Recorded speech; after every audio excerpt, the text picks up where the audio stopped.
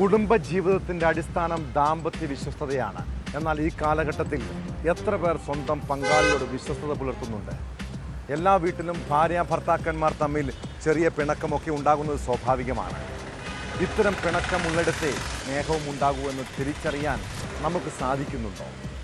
ഇക്കാലത്ത് ദാമ്പത്യ പ്രശ്നങ്ങൾ പരിധി വിടുകയും പിന്നാലെ മറ്റൊരു ഇണ തേടി പോകുകയും ചെയ്യുന്ന ഒരു സംസ്കാരം നമ്മുടെ സമൂഹത്തിലും വർദ്ധിച്ചിരിക്കുകയാണ്.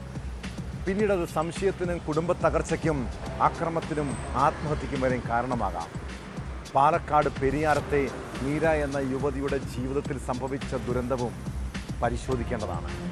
ഭർത്താവുമായി പിണങ്ങി കഴിഞ്ഞ രാത്രി വീട്ടിലെത്തിയ യുവതി പിന്നീട് അയാൾക്കൊപ്പം തിരികെ പോയിരുന്നു. എന്നാൽ അതിനുശേഷം എന്താകും അവർക്ക് സംഭവിച്ചത്? ഇതോടൊപ്പം ബലാത്സംഗ കേസിൽ റാപ്പർ വേടൻ്റെ അറസ്റ്റും രാഹുൽ മാങ്കൂട്ടത്തിനെതിരായ ക്രൈംബ്രാഞ്ച് നടപടിയും ഉൾപ്പെടെ വിശദമായി പരിശോധിക്കുകയാണ് പോലീസ് പട്രോൾ. സ്വാഗതം.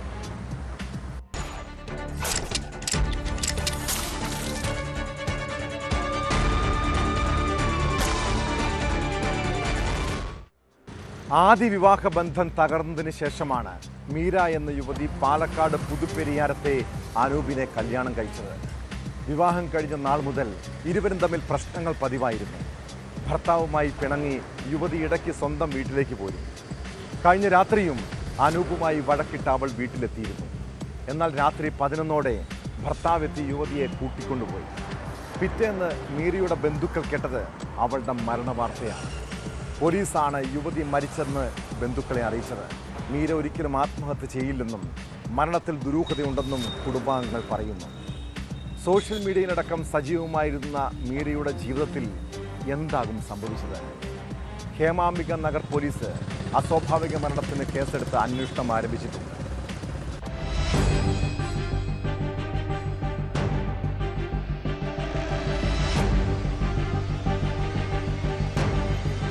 പാലക്കാട് പുതുപ്പരിയാരത്താണ് യുവതിയെ ഭർത്ത വീട്ടിൽ മരിച്ച നിലയിൽ കണ്ടെത്തിയത്.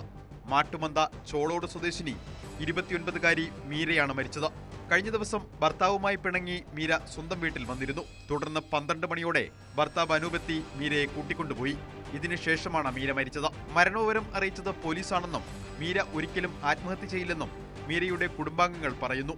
മീരയെ അനൂപ് നിരന്തരം ഉപദ്രവിക്കാറുണ്ടായിരുന്നുവെന്നും വഴക്കുണ്ടായതിനെ തുടർന്നാണ് മീര സ്വന്തം വീട്ടിൽ എത്തിയതെന്നും ബന്ധു ഡെയ്സി അനിൽകുമാർ പറഞ്ഞു. രാത്രി അനൂപ് വന്ന് സംസാരിച്ച് വിളിച്ചുകൊണ്ടുപോയ ശേഷം രാവിലെയാണ് മീരയുടെ മരണവിവരം ഇവർ അറിയുന്നത്. വീട്ടിൽ വന്നപ്പോഴത്തേക്കിന് അമ്മയും ചേച്ചിയും അവളുടെ ഭർത്താവ് 2 കുട്ടികളാണ് വീട്ടിലുള്ളത്. അവരിവളോട് പോവണ്ടറി പറഞ്ഞു. അപ്പോൾ അവൾ ശരി പറഞ്ഞ് അവിടെ ഇരുന്നപ്പോഴത്തേക്കിന് ഇരിക്കുക, നമുക്ക് നാളെ രാവിലെ സ്റ്റേഷനിൽ പോയി കംപ്ലൈൻറ്റ് കൊടുക്കാമെന്നാണ് പറഞ്ഞത്. അപ്പോൾ ഇവള് അവിടെ ഇരുന്നപ്പോഴത്തേക്കിന് ഇവൻ രാത്രി വന്ന് വീണ്ടും കൂട്ടിയിട്ട് പോവുകയാണ് ചെയ്തിരിക്കുന്നത്. പിന്നെ എന്താണ് സംഭവിച്ചത് ഞങ്ങൾക്കൊന്നും അറിയില്ല. ഏകദേശം 1 വർഷം.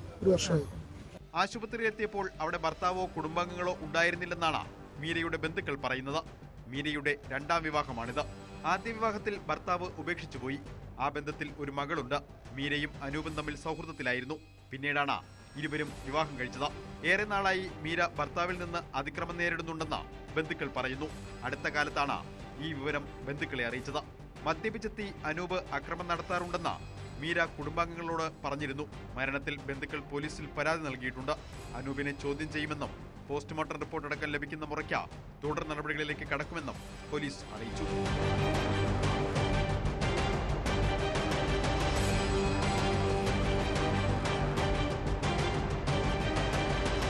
ന്യൂസ് 18 പട്ടാമ്പി. സ്ത്രീകളെ ലൈംഗികമായി ചൂഷണം ചെയ്യുന്നത് ഒരിക്കലും ന്യായീകരിക്കാനാവാത്ത തെറ്റാണ്.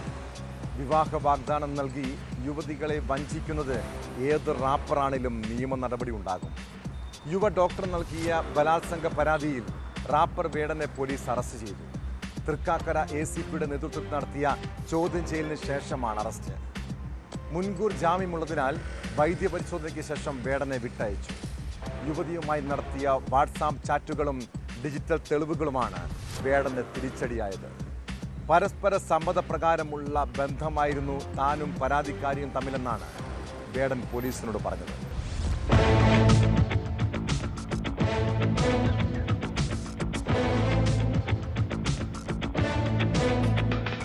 2 ദിവസമായി നടത്തിയ ചോദ്യം ചെയ്യലിന് ശേഷമാണ് റാപ്പർ വേടന്റെ അറസ്റ്റ് രേഖപ്പെടുത്തിയത്. യുവ ഡോക്ടർ നൽകിയ പരാതിയിലാണ് തൃക്കാക്കര പോലീസിന്റെ നടപടി. തൃക്കാക്കര SP-യുടെ നേതൃത്വത്തിലായിരുന്നു ചോദ്യം ചെയ്യൽ. വേടനെതിരെ ഡിജിറ്റൽ തെളിവുകളുണ്ടെന്ന് പോലീസ് വ്യക്തമാക്കി. ഇന്ററോഗേറ്റ് ചെയ്യും, ചോദിക്കാനുള്ള ചോദ്യങ്ങൾ ചോദിക്കും, പിന്നെ ബാക്കിയുള്ള നടപടികൾ സ്വീകരിക്കും. യുവതിയുമായി നടത്തിയ വാട്സാപ്പ് ചാറ്റുകളും സാമ്പത്തിക ഇടപാടുകളുടെ രേഖകളും നിരത്തിയായിരുന്നു ചോദ്യം ചെയ്യൽ. മുൻകൂർ ജാമ്യം ലഭിച്ചിട്ടുള്ളതിനാൽ വൈദ്യപരിശോധനയ്ക്ക് ശേഷം വേടനെ വിട്ടയച്ചു. 2ാമത്തെ കേസിലും അന്വേഷണവുമായി സഹകരിക്കുമെന്ന് വേടൻ പറഞ്ഞു. പരിപാടികളിൽ സജീവമാകും. ഗൂഢാലോചന ഉണ്ടോ എന്ന ചോദ്യത്തിന് പിന്നീട് എല്ലാം പറയാമെന്നായിരുന്നു മറുപടി. കേസിനെ കുറിച്ചൊന്നും സംസാരിക്കരുതെന്നാണ് പ്രത്യേകിച്ച് പറഞ്ഞിരിക്കുന്നത്. കോടതിയുടെ ഇതിലുള്ള കേസല്ലേ, എനിക്ക് നല്ല വിശ്വാസമുണ്ട്, കുഴപ്പമൊന്നുമില്ല, നിങ്ങളാരും പേടിക്കേണ്ടിരിക്കും. ഞാൻ എല്ലാം പറയും. എനിക്കൊരു സമയം കിട്ടട്ടെ, ഞാനൊന്ന് ഫ്രീ ആവട്ടെ, ഈ തിരക്കൊക്കെ ഒന്ന് കഴിയട്ടെ, ഞാൻ ഫ്രീ ആവട്ടെ, എന്നിട്ട് ഞാൻ എല്ലാം പറയാൻ വന്നിട്ട് എവിടെ പോകാനാണ്. 2021 മുതൽ 23 വരെയുള്ള കാലഘട്ടത്തിൽ കോഴിക്കോടും കൊച്ചിയിലും എത്തിച്ച് പീഡിപ്പിച്ചെന്ന യുവ ഡോക്ടറുടെ പരാതിയിലാണ് വേടനെ അറസ്റ്റ് ചെയ്ത് ജാമ്യത്തിൽ വിട്ടത്. 1 തവണ ലഹരി ഉപയോഗിച്ച് പീഡിപ്പിച്ചെന്നും യുവതി പറയുന്നുണ്ട്. പാട്ട് പുറത്തിറക്കാൻ എന്ന പേരിൽ 31,000 രൂപ തട്ടിയെടുക്കുകയും ചെയ്തെന്നും പരാതിയുണ്ട്. വിവാഹത്തിൽ നിന്ന് വേടൻ പിന്മാറിയത് മാനസികാരോഗ്യം തകർത്തുവെന്നും അതുകൊണ്ടാണ് പരാതി നൽകാൻ വൈകിയതെന്നുമാണ് അതിജീവിതയുടെ വാദം. എറണാകുളം സെൻട്രൽ പോലീസ് എടുത്ത മറ്റൊരു കേസിലും വേടൻ പ്രതിയാണെങ്കിലും ഈ കേസിലെ പരാതിക്കാരി ഇതുവരെ മൊഴി നൽകാത്തതിനാൽ തുടർ നടപടികൾ വൈകുകയാണ്. ലൈംഗികമായി അതിക്രമിച്ചെന്ന് കാട്ടി സംഗീത ഗവേഷകൻ നൽകിയ പരാതിയിലാണ് കേസ്. ഈ കേസിലും വേടന് കോടതി മുൻകൂർ ജാമ്യം നൽകിയിരുന്നു.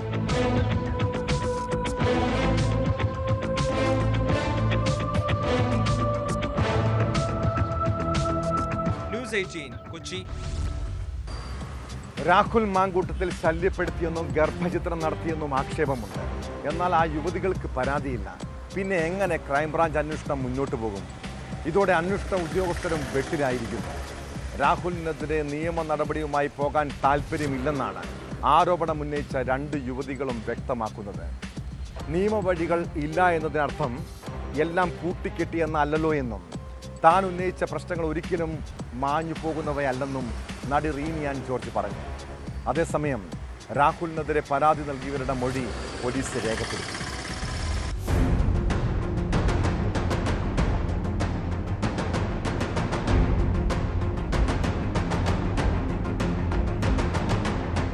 രാഹുൽ മാങ്കൂട്ടത്തിലിനെതിരെ ആരോപണമുന്നയിച്ച് പരസ്യമായി രംഗത്ത് വന്ന 2 യുവതികൾക്കും കേസിനോട് താൽപ്പര്യമില്ല. ഇക്കാര്യം ക്രൈംബ്രാഞ്ച് അന്വേഷണ സംഘത്തെ അവർ അറിയിച്ചു. ഇതോടൊപ്പം ഗർഭചിത്രത്തിന് ഇരയായി എന്ന് ക്രൈംബ്രാഞ്ച് കരുതുന്ന യുവതിയും പരാതിയുമായി മുന്നോട്ടു പോകാൻ താൽപ്പര്യം കാട്ടുന്നില്ല. കേസിനില്ലെന്ന് ഇവരും അറിയിച്ചെന്നാണ് സൂചന. യുവതികളെല്ലാം കേസിനോട് വിമുഖത കാട്ടുന്നത് ക്രൈംബ്രാഞ്ച് അന്വേഷണത്തിന് തിരിച്ചടിയാണ്. ഇതോടെ അന്വേഷണം വഴിമുട്ടാനാണ് സാധ്യത. ഗർഭചിത്രം നടത്തിയെന്ന് പറയുന്ന യുവതി പരാതി നൽകാത്ത സാഹചര്യത്തിൽ ബംഗളൂരു ആശുപത്രിയിൽ നിന്നും ഗർഭചിത്ര തെളിവുകൾ കിട്ടിയാൽ പോലും രാഹുലിനെതിരെ കേസെടുക്കാൻ ക്രൈംബ്രാഞ്ചിന് കഴിയില്ല. 2 യുവതികളാണ് ഗർഭചിത്രത്തിന് വിധേയരായതെന്നാണ് ക്രൈംബ്രാഞ്ച് കണ്ടെത്തൽ. ഇതിലൊരാളെ രാഹുൽ നിർബന്ധിച്ച് ഗർഭചിത്രം നടത്തിച്ചത് ബംഗളൂരുവിലെ സ്വകാര്യ ആശുപത്രിയിലെന്നാണ് അറിയുന്നത്.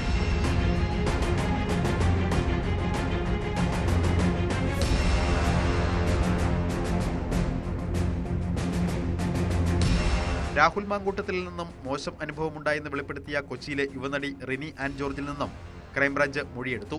മാധ്യമങ്ങളോട് തുറന്നു പറഞ്ഞ കാര്യങ്ങൾ ക്രൈംബ്രാഞ്ചിനോടും പറഞ്ഞുവെങ്കിലും നിയമ നടപടിക്ക് താൽപ്പര്യമില്ലെന്ന് അവർ മൊഴി നൽകി. ട്രാൻസ്ജെൻഡർ യുവതി മൊഴി നൽകാൻ താൽപ്പര്യമില്ലെന്ന് പോലീസിനെ അറിയിച്ചു. അതിനിടെ താൻ ഉന്നയിച്ച പ്രശ്നങ്ങൾ ഒരിക്കലും മാഞ്ഞു പോകുന്നവയല്ലെന്ന് വ്യക്തമാക്കി നടി റിനി ആൻ ജോർജ് ഇൻസ്റ്റഗ്രാമിൽ രംഗത്തെത്തി. രാഹുൽ മാങ്കൂട്ടത്തിനെതിരെ യുവനടിയടക്കം നിയമ നടപടിക്കില്ലെന്ന് പ്രത്യേക അന്വേഷണ സംഘത്തെ അറിയിച്ചെന്ന വാർത്തകൾ പുറത്തുവരുന്നതിനിടെയാണ് റിനിയുടെ കുറിപ്പ്. പോരാട്ടം തുടരുക തന്നെ ചെയ്യും. ഉന്നയിച്ച കാര്യം കൊള്ളുന്നവർക്ക് പൊള്ളുന്നത് കൊണ്ടാണ് തനിക്കെതിരായ പെയ്ഡ് ആക്രമണം. നിയമവഴികൾ ഇല്ല എന്നതിനർത്ഥം എല്ലാം പൂട്ടിക്കെട്ടി എന്നല്ലോ എന്നും റിനി ഇൻസ്റ്റാഗ്രാമിൽ കുറിച്ചു. ക്രൈംബ്രാഞ്ച് ബന്ധപ്പെട്ടിരുന്നുവെന്നും തൽക്കാലം നിയമ നടപടിക്കില്ലെന്നാണ് തന്റെ നിലപാടെന്നും റിനി വ്യക്തമാക്കി.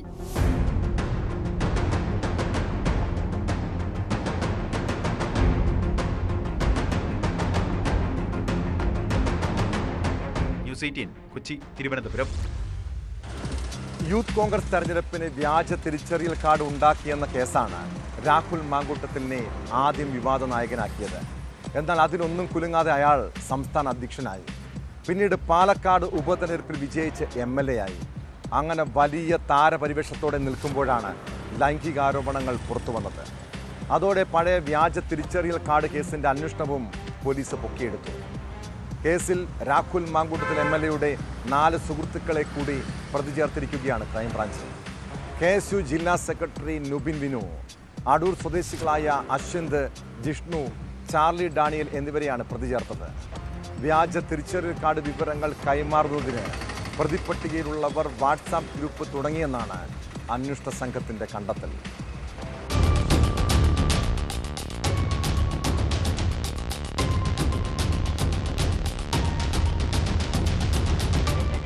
തെരഞ്ഞെടുപ്പിൽ വ്യാജ തിരിച്ചറിയൽ കാർഡ് ഉപയോഗിച്ച കേസിലെ 3-ാം പ്രതി അഭി വിക്രമിന്റെ ഫോൺ ശാസ്ത്രീയ പരിശോധന നടത്തിയപ്പോൾ കിട്ടിയ വിവരങ്ങളുടെ അടിസ്ഥാനത്തിലാണ് ക്രൈംബ്രാഞ്ചിന്റെ തുടർ നടപടികൾ.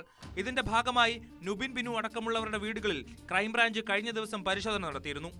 ഇവരുടെ മൊബൈൽ ഫോണുകൾ കസ്റ്റഡിയിലെടുക്കുകയും ചെയ്തു. തുടർന്നുള്ള പരിശോധനയിലാണ് ഇവരെ പ്രതി ചേർക്കാൻ തീരുമാനിച്ചത്. യൂത്ത് കോൺഗ്രസ് തെരഞ്ഞെടുപ്പിന് വ്യാജ തിരിച്ചറിയൽ കാർഡ് ഉണ്ടാക്കി വിതരണം ചെയ്തതിൽ ഇവർക്ക് നിർണായക പങ്കെന്ന വിവരത്തിന്റെ അടിസ്ഥാനത്തിലാണ് പ്രതി ചേർത്തത്. വ്യാജ കാർഡ് നിർമ്മിച്ച് വിതരണം ചെയ്യാൻ കാർഡ് കളക്ഷൻ ഗ്രൂപ്പ് എന്ന പേരിൽ ഇവർ വാട്സാപ്പ് ഗ്രൂപ്പ് ഉണ്ടാക്കിയതായും ക്രൈംബ്രാഞ്ച് കണ്ടെത്തി. അതിനിടെ രാഹുൽ മാങ്കൂട്ടത്തിലിനെ വീണ്ടും ചോദ്യം ചെയ്യാൻ തീരുമാനിച്ചു. ശനിയാഴ്ച ചോദ്യം ചെയ്യാൻ ഹാജരാകാൻ ആവശ്യപ്പെട്ട് നോട്ടീസ് നൽകും. തിരുവനന്തപുരത്ത് ഹാജരാകാൻ ബുദ്ധിമുട്ടുണ്ടെങ്കിൽ രാഹുലിന് പറ്റിയ ഇടം നിർദ്ദേശിക്കാനും ക്രൈംബ്രാഞ്ച് ആവശ്യപ്പെടും. നേരത്തെ നോട്ടീസ് നൽകിയിരുന്നെങ്കിലും അത് കിട്ടിയില്ലെന്നായിരുന്നു രാഹുലിന്റെ ഒപ്പമുള്ളവരുടെ വിശദീകരണം.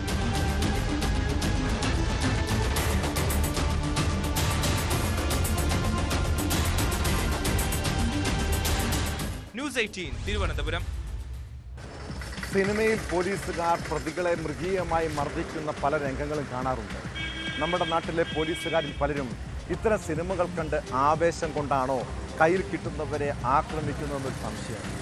കാരണം ഇടുക്കി മറയൂർ സ്റ്റേഷനിലെ ഒരു SI-യുടെ ഫേസ്ബുക്ക് സ്റ്റാറ്റസ് ഇടിയൻ പോലീസുകാരെ ന്യായീകരിക്കുകയും പ്രോത്സാഹിപ്പിക്കുകയും ചെയ്യുന്നതാണ്.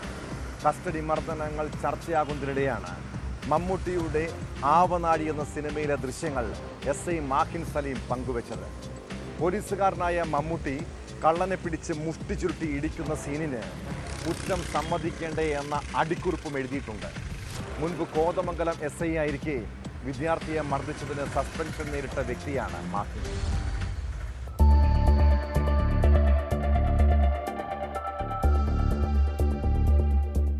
കട നടന്നിരിക്കുന്നു. ഒരു ക്യാമറയും പിന്നെ കടം, എന്റെ വാച്ച്, ടേപ്പ് റെക്കോർഡറും, പിന്നെ അതെ മിസ്റ്റർ കുട്ടൻ, നിങ്ങൾ ഇന്നലെ അവിടെ ജയിലനുഭവം പറയാൻ പോയിരുന്നു. സർ, പക്ഷെ ഞാനൊന്നും കട്ടില്ല. പൊന്നുകുട്ടാ സത്യം പറയും. സത്യമാണ് സർ, നല്ല ഭഗവതിയാണ് സത്യം. ശ്രീനി, ഇതിലും വലിയൊരു സത്യം ഇനി വേറെ ഇല്ല. താൻ പോയി കൈ കഴുകിടുക. കസ്റ്റഡി മർദ്ദനം വിവാദമായ സാഹചര്യത്തിലാണ് മർദ്ദനം ന്യായീകരിച്ചുള്ള SI-യുടെ Facebook story. Marayoor SI Mahin സലീമാണ് ആവനാഴി സിനിമയിൽ മമ്മൂട്ടി മോഷ്ടാവിനെ മർദ്ദിക്കുന്ന വീഡിയോ പങ്കുവച്ചത്. കുറ്റം സമ്മതിക്കണ്ടേ എന്ന അടിക്കുറിപ്പോട് കൂടിയാണ് ഫേസ്ബുക്ക് സ്റ്റോറി. പിന്നെ സത്യം തെളിയിക്കാൻ ഞങ്ങൾക്കൊരു മുറയുണ്ട്. പക്ഷേ അതെടുത്താൽ നിങ്ങളെപ്പോലുള്ള പത്രക്കാർ എഴുതില്ലേ തെളി അല്ലോ. സാർ, എന്തായാലും എനിക്ക് എന്റെ ക്യാമറ കിട്ടണം. പല പല സെന്റിമെന്റ്സ് ഉള്ള. അത് ശരി. കുട്ടൻ വരൂ. കുട്ടൻ ഇന്നലെ മോട്ടിച്ച സാധനങ്ങളൊക്കെ എന്ത് ചെയ്തു? പറയണം, അത് ആർക്ക് വിറ്റു? കോതമംഗലം SI ആയിരിക്കെ വിദ്യാർത്ഥിയെ മർദ്ദിച്ചതിന് സസ്പെൻഷൻ നേരിട്ട ആളാണ്. വിദ്യാർത്ഥിയെ വലിച്ചിഴച്ച് സ്റ്റേഷനുള്ളിൽ കയറ്റി മർദ്ദിക്കുന്ന ദൃശ്യങ്ങൾ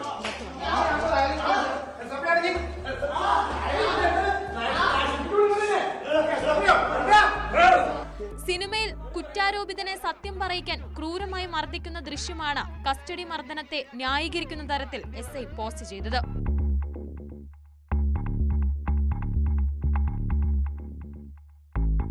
ന്യൂസ് 18 ഇടുക്കി. കൊല്ലം കുണ്ടറ സ്റ്റേഷനിലെ കസ്റ്റഡി മരണക്കേസിൽ കഴിഞ്ഞ 8 മാസമായി നിയമ പോരാട്ടത്തിലാണ് ഒരു അമ്മ. 2024 ഡിസംബർ 27-നാണ് പോലീസിന്റെ മർദ്ദനത്തിനിരയായ സൈനികൻ തോംസൺ ചികിത്സയിലിരിക്കെ മരിച്ചത്. അന്വേഷണം CBIക്ക് വിടണമെന്നാവശ്യപ്പെട്ട് അമ്മ ഡെയ്സി ഹൈക്കോടതിയിൽ ഹർജി നൽകിയിട്ടുണ്ട്. എന്നാൽ കുറ്റക്കാരെ സംരക്ഷിക്കുന്ന നിലപാടാണ് പോലീസ് സ്വീകരിച്ചത്. ഭാര്യയെ മർദ്ദിച്ചെന്ന യുവതിയുടെ വീട്ടുകാരുടെ പരാതിയിലായിരുന്നു സൈനികനെ പോലീസ് കസ്റ്റഡിയിലെടുക്കുകയും തുടർന്ന് ലോക്കപ്പ് മർദ്ദനവും മരണവും സംഭവിച്ചതെന്ന് അമ്മയുടെ പരാതിയിൽ പറയുന്നു.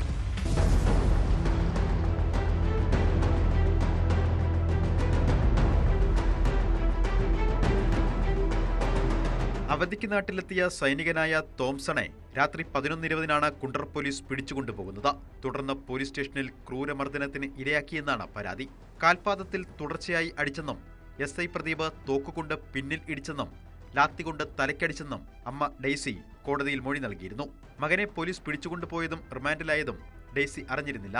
ജയിലിൽ നിന്നും മടങ്ങിയെത്തിയ ശേഷമാണ് മർദ്ദന വിവരം തോംസൺ പറയുന്നത്. തോംസന്റെ ശരീരത്തിലാകെ ക്രൂരമായ മർദ്ദനമേറ്റ പരിക്കുകളുണ്ടായിരുന്നു.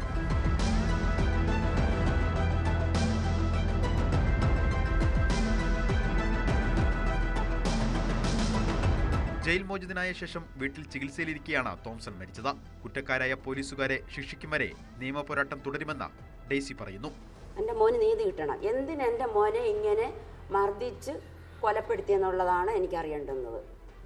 എൻ്റെ മോൻ ചെയ്ത തെറ്റെന്താണ്, അല്ലെങ്കിൽ ആ തെറ്റ് വെളിച്ചത്ത് കൊണ്ടുവരട്ടെ, അവരെ ആരായാലും കൊണ്ടുവരട്ടെ. അവൻ്റെ പേര് കേസ്, അവൻ എന്തെങ്കിലും തെറ്റ് ചെയ്തിട്ട് ഞാൻ കേസ് പറഞ്ഞോളാം, ഞാൻ പറയാൻ തയ്യാറാണ്. എൻ്റെ മോൻ്റെ കേസ് എൻ്റെ ആൾക്കാർ കുണ്ട്ര പോലീസ് സ്റ്റേഷനിൽ ചെന്നപ്പോൾ മോൻ മരിച്ചെന്ന് അവിടുത്തെ പോലീസുകാർ എൻ്റെ ആൾക്കാരെ ഭീഷണിപ്പെടുത്തി വിട്ട്. ഇവർക്കിത് തേച്ച് മായ്ച്ച് കൊണ്ടുപോകണം, എൻ്റെ മോനെ കൊലപ്പെടുത്തിയിട്ട് ഇവരുദ്ദേശിച്ച കാര്യങ്ങൾ സാധിക്കണം. അതിനു വേണ്ടിയിട്ടുള്ള നടപടിക്രമങ്ങളായിരുന്നു ഇത്.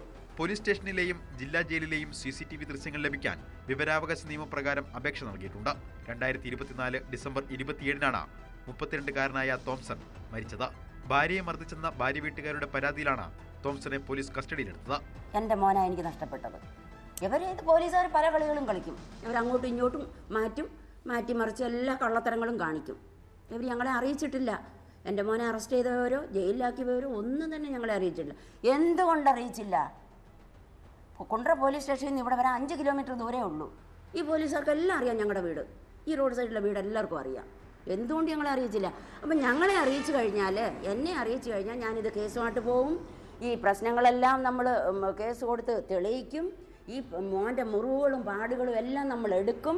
ഇത് പ്രശ്നമാവുമോ എന്ന് അറിഞ്ഞുകൊണ്ടാണ് ഇവർ നമ്മളെ അറിയിക്കാതെ കൊണ്ടുപോയത്.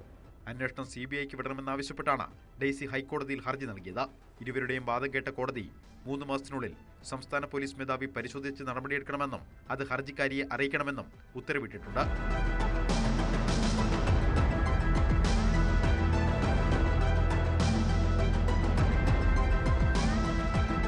ന്യൂസ് 18 കൊട്ടാരക്കര. വിദ്യാർത്ഥികൾക്ക് അധ്യാപകരോട് വലിയ ബഹുമാനവും ആദരവും ഒക്കെ ഉണ്ടായിരുന്നൊരു കാലമുണ്ട്. അന്നൊക്കെ സാറും ടീച്ചറും വരുന്നത് കാണുമ്പോൾ പലരുടെയും ഉള്ളിൽ ഭയമായിരുന്നു. എന്നാൽ ഇപ്പോൾ കാലം മാറി. അധ്യാപകർക്ക് നേരെ കൊലവിളിയും അവരെ ആക്രമിക്കുകയും ചെയ്യുന്ന പുതിയ തലമുറ. കൊല്ലം അഞ്ചാലമൂട് സ്കൂളിൽ +2 വിദ്യാർത്ഥിയും കായിക അധ്യാപകൻ തമ്മിൽ സംഘർഷമുണ്ടായ സംഭവത്തെക്കുറിച്ചാണ് പറഞ്ഞു വരുന്നത്. ഇരുവരും തമ്മിലുണ്ടായ തർക്കമാണ് സംഘർഷത്തിൽ കലാശിച്ചത്. സംഭവത്തിൽ വിദ്യാർത്ഥിയുടെ മൂക്കിന് ഗുരുതരമായി പരിക്കേറ്റു. അധ്യാപകനും പരിക്കേറ്റെന്നാണ് പരാതി. പോലീസിനും ബാലാവകാശ കമ്മീഷനിലും വിദ്യാർത്ഥി പരാതി നൽകിയിട്ടുണ്ട്.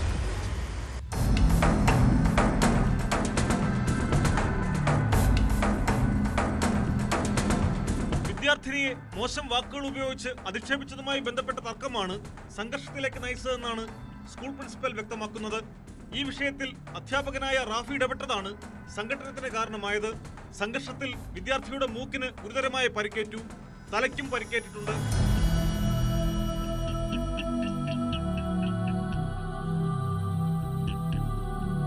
പരിക്കേറ്റ വിദ്യാർത്ഥിയെ ഉടൻ തന്നെ ജില്ലാ ആശുപത്രിയിൽ പ്രവേശിപ്പിച്ചു.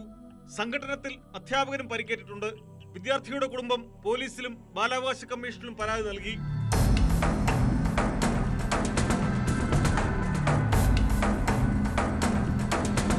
ന്യൂസ് 18 കൊല്ലം. കോഴിക്കോട് വെള്ളയിൽ 5 ദിവസം മുൻപ് മരിച്ച അസീമിന് എന്താണ് സംഭവിച്ചത്? തിരുവോണ ദിവസം സുഹൃത്തുക്കൾക്കൊപ്പം മദ്യപിച്ച ശേഷം വീട്ടിലെത്തിയതാണ് ഈ 40-കാരൻ. പിറ്റേന്ന് രാവിലെ അയാളെ വീട്ടിൽ മരിച്ച നിലയിൽ കണ്ടെത്തുന്നു. സ്വാഭാവിക മരണമെന്ന് കരുതി മൃതദേഹം പോസ്റ്റ്മോർട്ടം ചെയ്യാതെ സംസ്കരിച്ചു. അതിനുശേഷമാണ് വീട്ടുകാർക്ക് ചില സംശയങ്ങൾ തോന്നിയത്. അതിൻ്റെ അടിസ്ഥാനത്തിൽ കുടുംബം പോലീസിൽ പരാതി നൽകി. ഇതോടെ മൃതദേഹം ഖബർ തുറന്ന് പോസ്റ്റ്മോർട്ടം നടത്താനാണ് പോലീസിൻ്റെ തീരുമാനം. മദ്യപാനത്തിനിടെ ഉണ്ടായ തർക്കത്തിൽ അസീമിന് മർദ്ദനമേറ്റിരിക്കാമെന്നാണ് സംശയം.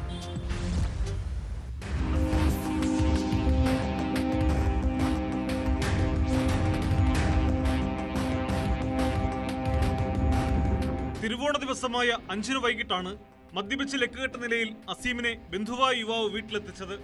നേരം വെളുത്തിട്ടും ഉറക്കമെഴുന്നേൽക്കാതെ വന്നതോടെ ആദ്യം കോഴിക്കോട് ബീച്ച് ആശുപത്രിയിലും പിന്നീട് മെഡിക്കൽ കോളേജിലും പ്രവേശിപ്പിച്ചെങ്കിലും ജീവൻ രക്ഷിക്കാനായില്ല. തലച്ചോറിൽ ആന്തരിക രക്തസ്രാവം ഉണ്ടായതായി സ്കാനിംഗിൽ വ്യക്തമായെങ്കിലും പോസ്റ്റ്മോർട്ടം നടത്താതെ മൃതദേഹം ബന്ധുക്കൾക്ക് വിട്ടു നൽകി. 7-ന് സംസ്കരിക്കുകയും ചെയ്തു. ഇതിനിടെ ശരീരത്തിലെ ചില പാടുകൾ കുടുംബത്തിന്റെ ശ്രദ്ധയിൽപ്പെട്ടിരുന്നു. ഇതാണ് മൃതദേഹം പുറത്തെടുത്ത് പോസ്റ്റ്മോർട്ടം നടത്തണമെന്ന ആവശ്യവുമായി കുടുംബം രംഗത്തെത്താൻ കാരണം. ആരാണ് എന്താണെന്നുള്ളതും തിരിഞ്ഞു കിട്ടണം എനിക്ക്, അത്രേ ഉള്ളൂ. ഇവന്റെ കണ്ണും മേടിച്ച് കുടിച്ച് നടക്കുന്ന ആൾക്കാർ എന്നെ ചെയ്തതാണോ വേറെ ആരെങ്കിലും ആണോ എന്ന് പറയാൻ കഴിയില്ല. ഇവന്റെ കൂട്ടത്തിൽ ഇവനെ പൈസ കിട്ടിക്കഴിഞ്ഞാൽ ഫുള്ള് മറ്റുള്ള കമ്പനിക്കാരെ കൊണ്ടുപോയി കുടിപ്പിക്കലാണ്. സംശയം എന്നുള്ള കാരണം എന്ന് പറഞ്ഞാൽ ഇവിടെ നെഞ്ഞിൻ്റെ അവിടെ ഒരു പാടുണ്ടേനു, പിന്നെ കൈയിന് വലത്തെ കൈയിൻ്റെ മസിലിൻ്റെ അവിടെ ഒരു ചുവന്ന അടിയാളം, മുഖത്ത് 2 പാടും ഉണ്ടേനു. ഇതൊക്കെ കണ്ടപ്പോൾ നിങ്ങൾക്ക് ഒരു സംശയം ഉണ്ടോ? ആ, അങ്ങനെയാണ് പോലീസിന് കേസ് എടുത്തത്. പിന്നെ തലയിൽ ബ്ലീഡിങ്ങും ഉണ്ടായിരുന്നു. വീട്ടിലെത്തും മുമ്പ് അസീം സുഹൃത്തുക്കൾക്കൊപ്പം മദ്യപിച്ചതായി വിവരം ലഭിച്ചിട്ടുണ്ട്. മദ്യപാനത്തിന് ശേഷം വാക്കുതർക്കമോ സംഘർഷമോ ഉണ്ടായോ എന്നും പോലീസ് പരിശോധിച്ചു വരുന്നു. കോനാട്ട് ജുമാ മസ്ജിദ് ഖബർസ്ഥാനിലാണ് മൃതദേഹം സംസ്കരിച്ചത്.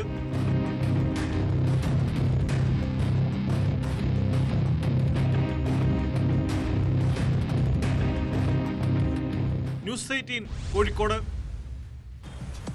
ധർമ്മസ്ഥലയിൽ അടിമുടി ദുരൂഹതയാണ്. മുൻ ശുചീകരണ തൊഴിലാളി പറയുന്നതാണോ പോലീസ് പറയുന്നതാണോ വിശ്വസിക്കേണ്ടത്? കേസിൽ മുഖ്യസാക്ഷിയായ ചിന്നയുടെ വെളിപ്പെടുത്തൽ വ്യാജമെന്ന് പ്രത്യേക അന്വേഷണ സംഘം പറയുമ്പോഴാണ് അവിടെ നിന്ന് അസ്ഥികഷ്ണങ്ങൾ കണ്ടെടുത്തത്. ഇതോടെ ബംഗളഗുണ്ടയിൽ മൃതദേഹാവശിഷ്ടങ്ങൾക്കായി വീണ്ടും SIT പരിശോധന ആരംഭിച്ചു.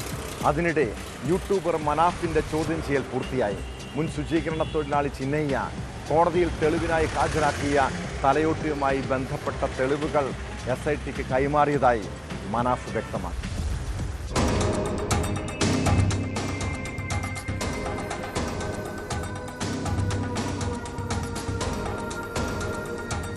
ധർമ്മസ്ഥലയിലെ ബംഗളഗുണ്ടിയിലാണ് മൃതദേഹാവശിഷ്ടങ്ങൾക്കായി SIT തിരച്ചിൽ പുനരാരംഭിച്ചത്. കൊല്ലപ്പെട്ട സൗജന്യയുടെ ബന്ധു വിട്ടൽ ഗൌഡ ചൂണ്ടിക്കാട്ടിയ ഇടങ്ങളിലാണ് പ്രത്യേക അന്വേഷണ സംഘം കുഴിച്ചു പരിശോധിക്കുന്നത്. ഒരു ഇടവേളയ്ക്ക് ശേഷം ബംഗളഗുണ്ടയിൽ നടത്തിയ പരിശോധനയിൽ 1-ലധികം മൃതദേഹാവശിഷ്ടങ്ങൾ ലഭിച്ചിരുന്നു. ഇതേ തുടർന്നാണ് SIT ഇവിടം കേന്ദ്രീകരിച്ച് വീണ്ടും പരിശോധന ആരംഭിച്ചത്. നേത്രാവതി പുഴയോട് ചേർന്നുള്ള പ്രദേശമാണ് ബംഗളഗുണ്ടയെന്ന് അറിയപ്പെടുന്നത്. ഇവിടെ നിരവധി മൃതദേഹങ്ങൾ കുഴിച്ചിട്ടതായി വിട്ടല ഗൌഡ ഒരു കന്നഡ ചാനലിലൂടെ വെളിപ്പെടുത്തിയിരുന്നു. ഇതിന് പിന്നാലെയാണ് SIT നടത്തിയ പരിശോധനയിൽ 5 മൃതദേഹ അവശിഷ്ടങ്ങൾ കണ്ടെത്തിയത്. ഇവ വിദഗ്ധ പരിശോധനയ്ക്കായി ബംഗളൂരുവിലെ ഫോറൻസിക് ലാബിലേക്ക് അയച്ചിട്ടുണ്ട്. മുൻ ശുചീകരണ തൊഴിലാളി ചിന്നയ്യ തെളിവിനായി കോടതിയിൽ ഹാജരാക്കിയ തലയൊട്ടി ബംഗളഗുണ്ടയിൽ നിന്ന് കുഴിച്ചെടുത്തതാണെന്ന് SIT അന്വേഷണത്തിൽ കണ്ടെത്തിയിരുന്നു.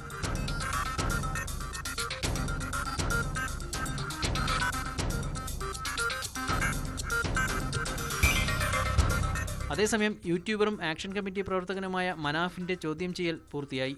3 ദിവസമാണ് മനാഫിനെ SIT ചോദ്യം ചെയ്തത്. അന്വേഷണത്തിന് സഹായകരമായ നിർണായക തെളിവുകൾ SITക്ക് കൈമാറിയതായി മനാഫ് പറഞ്ഞു. മുൻ ശുചീകരണ തൊഴിലാളി ചിന്നയ്യ കോടതിയിൽ തെളിവിനായി ഹാജരാക്കിയ തലയോട്ടിയുമായി ബന്ധപ്പെട്ട തെളിവുകളാണ് SITക്ക് കൈമാറിയതെന്നും മനാഫ്. തികച്ചും സൗഹാർദ്ദപരമായ ഒരു അന്വേഷണമാണ് നടന്നുകൊണ്ടിരിക്കുന്നത്. അതിൽ എന്താ ഏറ്റവും വലിയ കാര്യം എന്ന് പറഞ്ഞാൽ ചില ദുരൂഹതകൾ ഈ ഒരു കേസിൽ ഉണ്ടായിട്ടുണ്ട്. അപ്പോൾ അതൊന്ന് എന്താ പറഞ്ഞാൽ അതിനൊരു ക്ലാരിറ്റി വരുത്തൽ SITനെ സംബന്ധിച്ചിടത്തോളം ആവശ്യമുള്ള കാര്യമായിരുന്നു. പ്രത്യേകിച്ച് ആ ഒരു തലയോട്ടിൻ്റെ കാര്യത്തിൽ അതിന് SITനെ ഏറ്റവും കൂടുതൽ നല്ല രീതിയിൽ സഹായിക്കാൻ ഞാൻ കാരണം സാധിച്ചിട്ടുള്ളത്. അതിലൊരു ചെറിയൊരു എന്താ പറഞ്ഞ കാര്യം എന്ന് പറഞ്ഞു കഴിഞ്ഞാൽ ഇവർ ഈ തലയോട്ടി കൊണ്ടുവന്നതിൻ്റെ ഒരു കൺഫ്യൂഷൻ ഉണ്ടായിരുന്നു. പക്ഷെ അതിനൊരു തെളിവോ കാര്യങ്ങളോ മറ്റുള്ള ഇതില്ലേനു. എൻ്റെ ഇടപെടൽ കാരണം ഞാൻ അതിനുള്ള പൂർണ്ണമായ തെളിവുകൾ കൊടുത്ത്. ധർമ്മസ്ഥല കേസിൽ SITയുടെ അന്വേഷണം അന്തിമഘട്ടത്തിൽ എത്തി നിൽക്കവെയാണ് വീണ്ടും വഴിത്തിരിവുണ്ടായിരിക്കുന്നത്. വരും ദിവസങ്ങളിൽ SITയുടെ തുടർ നീക്കങ്ങളും നിർണായകമാകും.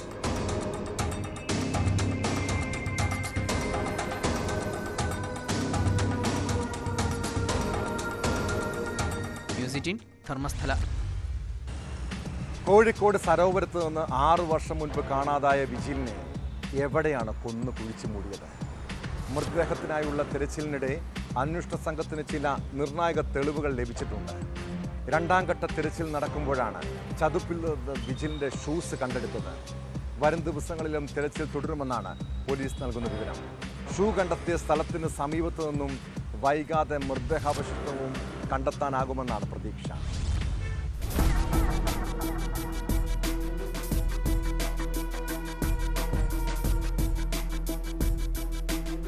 രണ്ടാം ഘട്ട തിരച്ചിലിന്റെ 3ാം ദിനത്തിലാണ് നിർണായകമായ തെളിവുകളിലൊന്ന് ലഭിച്ചത്. ചതുപ്പിൽ നിന്നും ലഭിച്ച ഇടതുകാലിലെ ഷൂസ് വിജിലിന്റെതെന്ന് ബന്ധുക്കൾ തിരിച്ചറിഞ്ഞു. ഷൂസ് കണ്ടെത്തിയ ഭാഗത്തു നിന്നും ഏതാനും മീറ്ററുകൾ മാറിയായിരുന്നു പ്രതികൾ വിജിലിനെ ചതുപ്പിൽ താഴ്ത്തിയത്. പിന്നീട് കുറച്ചു ദൂരം ചതുപ്പിലൂടെ വലിച്ചു മാറ്റുകയും ചെയ്തിരുന്നു. അതുകൊണ്ട് തന്നെ ഷൂസും മൃതദേഹാവശിഷ്ടവും തമ്മിൽ ദൂരവ്യത്യാസമുണ്ടാകുമെന്നാണ് കണക്കുകൂട്ടൽ. മൃതദേഹം ചതുപ്പിൽ താഴ്ത്തിയതിനു ശേഷമായിരുന്നു പ്രദേശത്തെ ഒന്നാകെ വെള്ളത്തിലാഴ്ത്തിയ പ്രളയമുണ്ടായത്.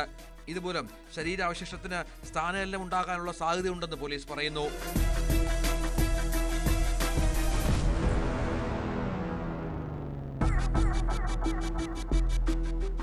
മൃതദേഹം ചവിട്ടി താഴ്ത്തിയതായി പ്രതികൾ ചൂണ്ടിക്കാട്ടിയ സ്ഥലത്തേക്ക് വഴി നിർമ്മിച്ച ശേഷം മണ്ണുമാന്തി യന്ത്രം ഉപയോഗിച്ച് ചെളി പുറത്തേക്കെടുത്തായിരുന്നു പരിശോധന. കൂടുതൽ യന്ത്രങ്ങളും സ്ഥലത്തെത്തിച്ചിരുന്നു. പ്രതികളുടെ കുറ്റസമ്മത മൊഴിയുടെ അടിസ്ഥാനത്തിൽ കഴിഞ്ഞ മാസം 3 ദിവസം തെരച്ചിൽ നടത്തിയെങ്കിലും മൃതദേഹം ചവിട്ടി താഴ്ത്തിയതായി പറയുന്ന സ്ഥലത്തേക്ക് പോലീസിന് എത്താൻ കഴിഞ്ഞിരുന്നില്ല. മഴ കനത്തോടെ തെരച്ചിൽ അവസാനിപ്പിക്കുകയും ചെയ്തു. കാലാവസ്ഥ അനുകൂലമായതോടെയാണ് വീണ്ടും പരിശോധന ആരംഭിച്ചത്. കോടതിയിൽ നിന്നും കസ്റ്റഡിയിൽ വാങ്ങിയ പ്രതികളുമായാണ് തെരച്ചിൽ നടത്തുന്നത്. 5 ദിവസത്തേക്കാണ് പ്രതികളെ കസ്റ്റഡിയിൽ വിട്ടു നൽകിയിരിക്കുന്നത്. തഹസിൽദാർ AM Premlal, Edathur inspector KR Ranjith എന്നിവരുടെ നേതൃത്വത്തിലായിരുന്നു നടപടികൾ. മൃതദേഹം കണ്ടെത്താൻ കഴിവുള്ള പോലീസ് നായ്ക്കളെയും സ്ഥലത്തെത്തിച്ചിരുന്നു.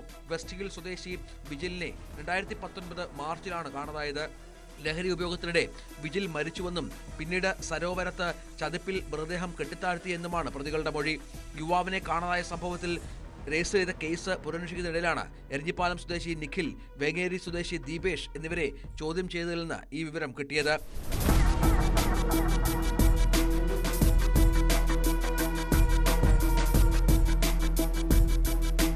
ന്യൂസ് 18 കോഴിക്കോട്.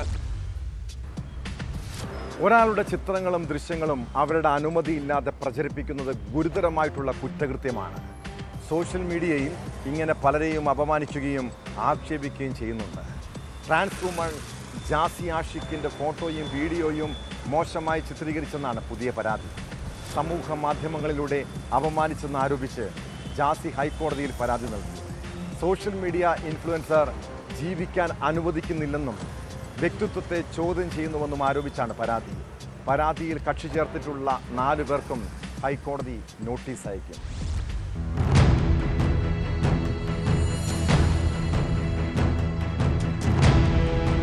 സമൂഹ മാധ്യമങ്ങളിലൂടെ അപമാനിച്ചുവെന്നും അനുവാദമില്ലാതെ തന്റെ ഫോട്ടോയും വീഡിയോയും എടുത്ത് സ്വന്തം അക്കൗണ്ടിലൂടെ മോശമായ രീതിയിൽ പ്രചരിപ്പിച്ചുവെന്നും ചൂണ്ടിക്കാട്ടിയാണ് ട്രാൻസ് വുമണും സോഷ്യൽ മീഡിയ ഇൻഫ്ലുവൻസറുമായ ജാസി ആഷിഖ് ഹൈക്കോടതിയെ സമീപിച്ചത്.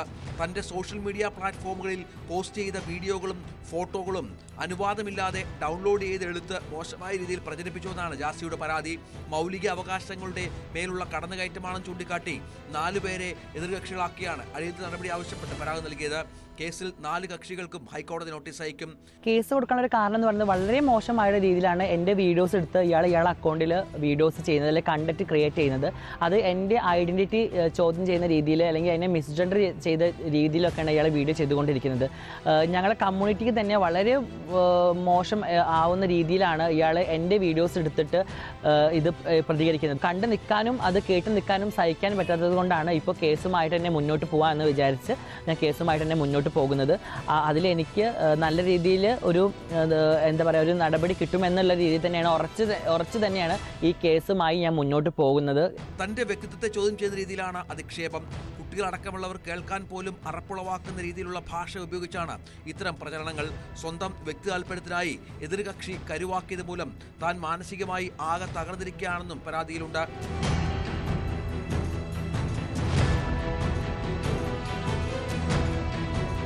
എന്തൊക്കെ പ്രശ്നങ്ങൾ വന്നാലും അവകാശങ്ങൾ നേടിയെടുക്കും വരെ കേസുമായി മുന്നോട്ട് പോകുമെന്നും ജാസി വ്യക്തമാക്കി. ന്യൂസ് 18 തിരൂർ. നാട്ടുംപുറങ്ങളിൽ ഓണാഘോഷത്തിനിടെ തർക്കവും വാക്കേറ്റവും ചെറിയ കയ്യാങ്കളിയുമൊക്കെ സ്വാഭാവികമാണല്ലേ. എന്നാൽ ചില സംഘർഷങ്ങൾ വലിയ ഏറ്റുമുട്ടലിലേക്ക് വരെ നീങ്ങിയേക്കാം. കോതമംഗലം കീരമ്പാറയിൽ ഓണാഘോഷ പരിപാടിക്കിടെ ഉണ്ടായ വാക്കുതർക്കം അക്രമത്തിൽ കലാശിച്ചു. കൈകുട്ടിക്കളി മത്സരം നടക്കുമ്പോഴുണ്ടായ ആവേശത്തുള്ളലാണ് കയ്യാങ്കളിയിലേക്ക് മാറിയത്. അക്രമത്തിൽ 4 പേർക്ക് പരിക്കേറ്റു. കേസുമായി ബന്ധപ്പെട്ട് 5 പേരെ പോലീസ് അറസ്റ്റ് ചെയ്തിട്ടുണ്ട്.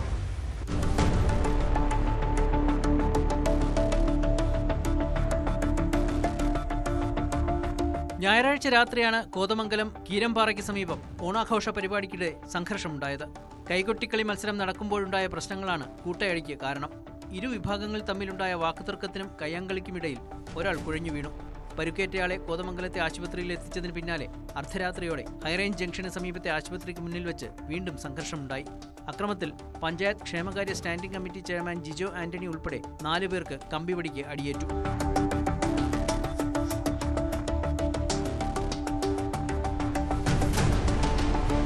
സംഭവത്തിന് ശേഷം പ്രതികൾ ഒളിവിൽ പോയിരുന്നു. പിന്നീട് നടത്തിയ അന്വേഷണത്തിലാണ് കീരമ്പാറ സ്വദേശികളായ അജിത്, അമൽ, സഞ്ജയ്, അലക്സ് ആന്റണി, ജിഷ്ണു എന്നിവരെ കോതമംഗലം പോലീസ് അറസ്റ്റ് ചെയ്തത്. പിടിയിലായ അജിത് വിവിധ സ്റ്റേഷനുകളിലായി 13 കേസുകളിലും, അമൽ സജി 3 കേസുകളിലും, ജിഷ്ണു 4 കേസുകളിലും പ്രതിയാണ്.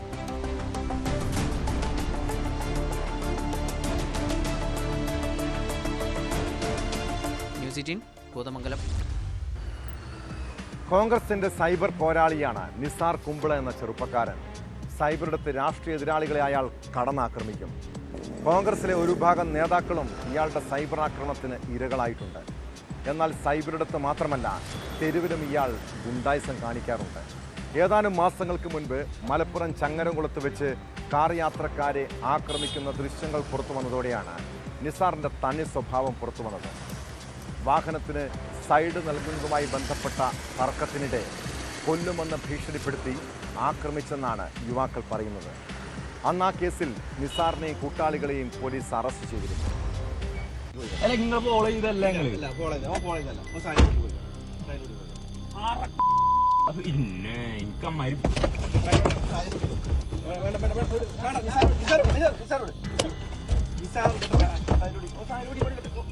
ചങ്ങരംകുളത്തിനടുത്ത് വളയംകുളത്ത് 4 മാസം മുമ്പ് നടന്ന അക്രമത്തിന്റെ ദൃശ്യങ്ങളാണ് ഇപ്പോൾ പ്രചരിക്കുന്നത്.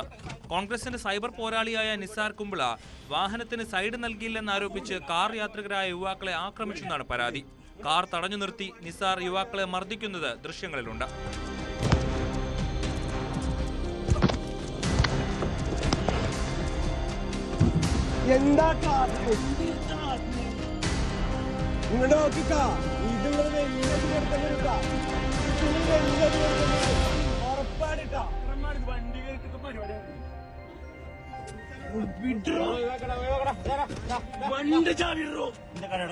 സംഭവം നടന്ന സമയം തന്നെ യുവാക്കൾ പോലീസിൽ പരാതി നൽകിയിരുന്നു.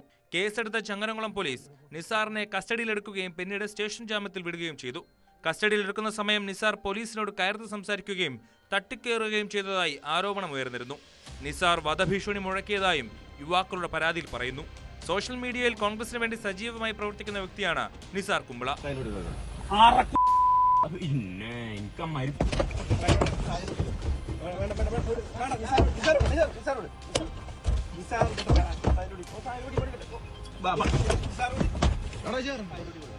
ന്യൂസ് 18 തിരൂർ. ട്രെയിനുകളിലും ബസ്സുകളിലും കച്ചവടം നടത്താൻ എത്തുന്ന ചില ആളുകളെ കാണാറുണ്ട്. യാത്രക്കാരെ ലക്ഷ്യമിട്ട് ട്രെയിനിൽ കയറുന്ന ഇത്തരം കച്ചവടക്കാർ പലപ്പോഴും ടിക്കറ്റ് ഒന്നും എടുക്കാറില്ല. TTR പിടികൂടുമ്പോൾ അവരിൽ നിന്ന് പിഴയും ഈടാക്കും. ഇങ്ങനെ ടിക്കറ്റും രേഖകളും ഇല്ലാതെ ട്രെയിനിൽ ശീതളപാനീയം വിൽക്കാൻ കയറിയ ആളെ TTR കൈയോടെ പിടികൂടി. ടിക്കറ്റ് ആവശ്യപ്പെട്ടതിനെ തുടർന്ന് ഓടുന്ന ട്രെയിനിൽ നിന്ന് അയാൾ എടുത്തു ചാടി. വീഴ്ചയിൽ മലപ്പുറം താനൂർ സ്വദേശി അഷ്കറിന് സാരമായ പരുക്കുണ്ട്. ടിക്കറ്റ് ഇല്ലാത്തതിനാൽ നടപടിയെടുക്കുമെന്ന് TTR അറിയിച്ചതോടെ ഭയന്നാണ് ഇയാൾ ട്രെയിനിൽ നിന്നും ചാടിയത്.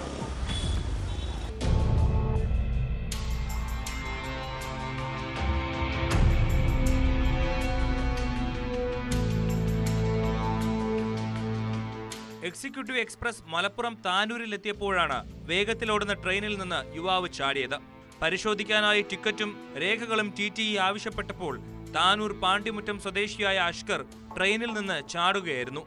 നാട്ടുകാർ നടത്തിയ തിരച്ചിലിൽ താനൂർ ചിറക്കൽ ഓവു പാലത്തിന് സമീപത്തു നിന്നാണ് ഇയാളെ കണ്ടെത്തിയത്.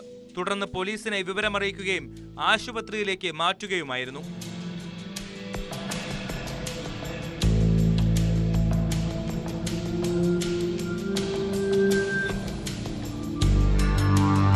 സാരമായി പരിക്കേറ്റ അഷ്കർ കോഴിക്കോട് മെഡിക്കൽ കോളേജ് ആശുപത്രിയിൽ ചികിത്സയിലാണ്. യാത്രക്കാരുടെ രേഖകൾ പരിശോധിക്കാനെത്തിയ TTE ശീതളപാനീയങ്ങൾ വിൽക്കുകയായിരുന്ന അഷ്കറിനോടും ടിക്കറ്റും തിരിച്ചറിയൽ രേഖകളും ആവശ്യപ്പെട്ടു. ഇവ കൈവശം ഇല്ലാതിരുന്നതിനാൽ നടപടിയെടുക്കുമെന്ന് TTE അറിയിച്ചതോടെ ഓടുന്ന ട്രെയിനിൽ നിന്ന് എടുത്തു ചാടുകയായിരുന്നുവെന്നാണ് പോലീസ് പറയുന്നത്.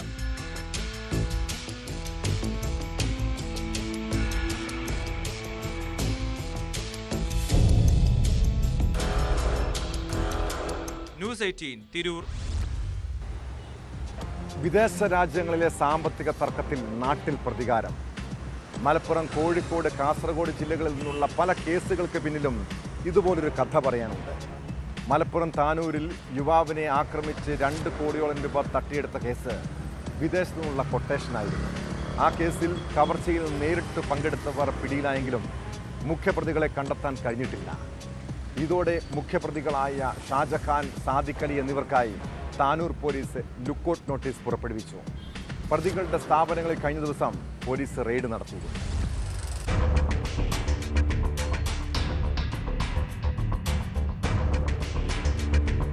താനൂരിൽ തെന്നല സ്വദേശിയെ ആക്രമിച്ച് 2 കോടിയോളം രൂപ തട്ടിയെടുത്ത കേസിലെ പ്രതികൾക്കായാണ് പോലീസ് ലുക്കൌട്ട് നോട്ടീസ് പുറപ്പെടുവിച്ചത്. കേസിലെ മുഖ്യപ്രതികളായ തിരൂർ BP അങ്ങാടി സ്വദേശി ഷാജഹാൻ, കൂരിയാട് സ്വദേശി സാദിഖ് അലി എന്നിവർക്കായാണ് നോട്ടീസ് പുറത്തിറക്കിയത്. കവർച്ചയുടെ മുഖ്യ സൂത്രധാരൻ വിദേശത്തുള്ള ഷാജഹാനാണെന്നും പണം തട്ടിയെടുക്കാൻ വേണ്ട ഒത്താശ ചെയ്ത് സാദിഖ് അലി ആണെന്നും വ്യക്തമായിട്ടുണ്ട്. ഈ സാഹചര്യത്തിലാണ് പ്രതികൾക്കായി പോലീസ് ലുക്കൌട്ട് നോട്ടീസ് പുറപ്പെടുവിച്ചത്.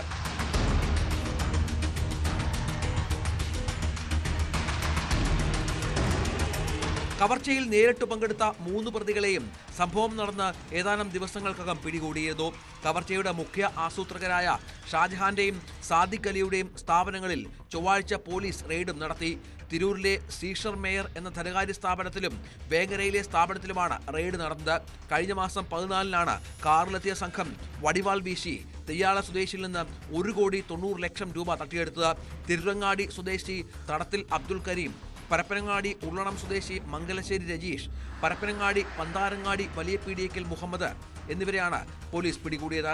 വിവിധ സ്ഥലങ്ങൾ കേന്ദ്രീകരിച്ച് നടത്തിയ അന്വേഷണത്തിലാണ് കൃത്യം നടത്തി ഗോവയിലേക്ക് കടന്ന പ്രതികൾ തിരിച്ചുവരും വഴി കോഴിക്കോട്ട് നിന്നും പിടിയിലായത്.